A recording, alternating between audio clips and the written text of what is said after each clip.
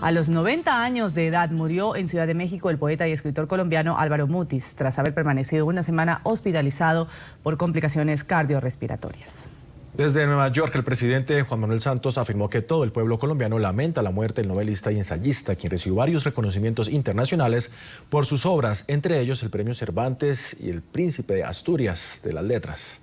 En México y Colombia alistan homenajes al maestro Álvaro Mutis. Este es un informe de nuestra cadena aliada RCN Televisión.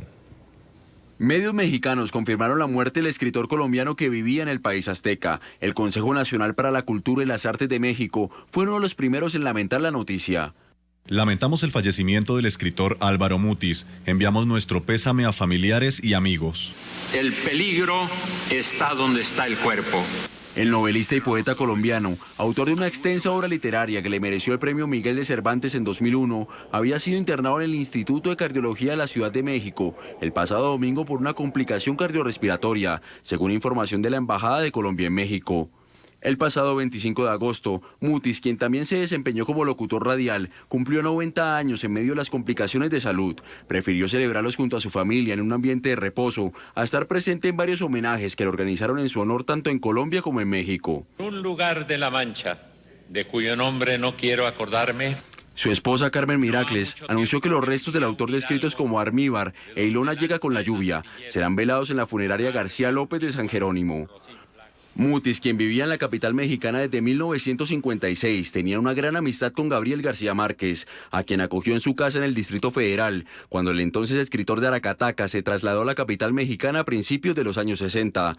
Aún no se sabe con certeza si el Nobel de Literatura, que sufre algunos problemas de salud, asistirá al velorio de su gran amigo. El escritor Álvaro Mutis nació en Bogotá en 1923, vivió en varios países, pero decidió radicarse en México en 1956, donde incluso estuvo encarcelado. En la infancia vivió en una pequeña población en el departamento del Tolima, en el centro occidente colombiano, una tierra que inspiró abundantes paisajes en medio de sus obras. Uno de los grandes amigos de su vida era el Premio Nobel de Literatura, Gabriel García Márquez. A Mutis la literatura le salió al paso como a los grandes, a través de la poesía. Fue en la primera juventud, cuando Bogotá era la ciudad de los cafés y de los versos a bordo del tranvía. Mutis estaba recién radicado en la capital después de tener una infancia de destinos azarosos por cuenta de los oficios de su padre, que era diplomático. A los 2 años había vivido en Bélgica y luego había sido traído al país para vivir años definitivos de su infancia al lado de su abuelo. Fue en una finca en Coello, Tolima, y lo que vio el niño Álvaro en ese trópico de tierra que quema y plantas maravillosas lo marcó para siempre. Y marcó su obra porque una y muchas veces contó que en cada línea de sus versos y su prosa hay algo de esa tierra caliente de su infancia. A ese joven fue a quien sorprendió la poesía en Bogotá, y ocurrió principalmente por un profesor que tuvo en el Colegio Nuestra Señora del Rosario, el poeta Eduardo Carranza. Y con Carranza rápidamente se contagió del ritmo, la métrica y la música de las palabras, es decir, de la poesía. Mutis solía contar que su primer libro fue un poemario a 4 manos con un amigo llamado Carlos Patiño, que vio la luz exactamente el 8 de abril de 1948. Los hechos del día posterior hicieron que la edición se agotara, pero consumida por las llamas. Y la poesía y la literatura pasaron a ser un asunto íntimo, pero en 1953 ya algunos poemas suyos habían aparecido en La Razón o en el diario El Espectador. Llevó sus versos a la imprenta gracias a los Zalamea, Alberto y Eduardo Zalamea Borda, quien gestionó su primer libro en serio, Los Elementos del Desastre, impreso en Buenos Aires. Y en esa década Mutis se convirtió en empleado de reconocidas multinacionales. Como jefe de relaciones públicas, en una de esas compañías fue gestor cultural. Uno de los escritores que impulsó cuando estuvo en el cargo fue Gabriel García Márquez, posteriormente su mejor amigo.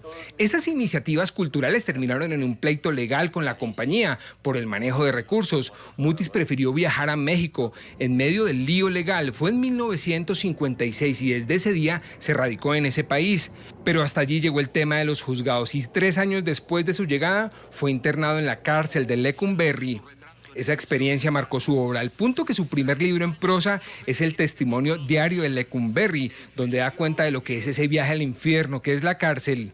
La puerta de la narrativa se abrió y no se cerró nunca más, y tampoco renunció a los versos. Su obra empezó a construirse de manera sólida. Fue en los primeros años de los 70 cuando se atrevió en el género novela, La Mansión de Araucamia y Suma de Macrol el Gaviero. Ese personaje Macrol se convertiría en el más importante de su obra. Antes de esa novela ya lo había creado en un poema.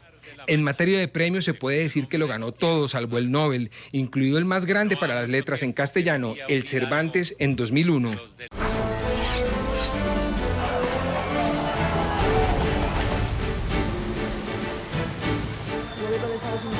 La administración Obama ha entregado 3 documentos sobre su esquema de seguimiento a las comunicaciones revelado por las filtraciones cuya responsabilidad metía el exministro contratista de la Álvarez.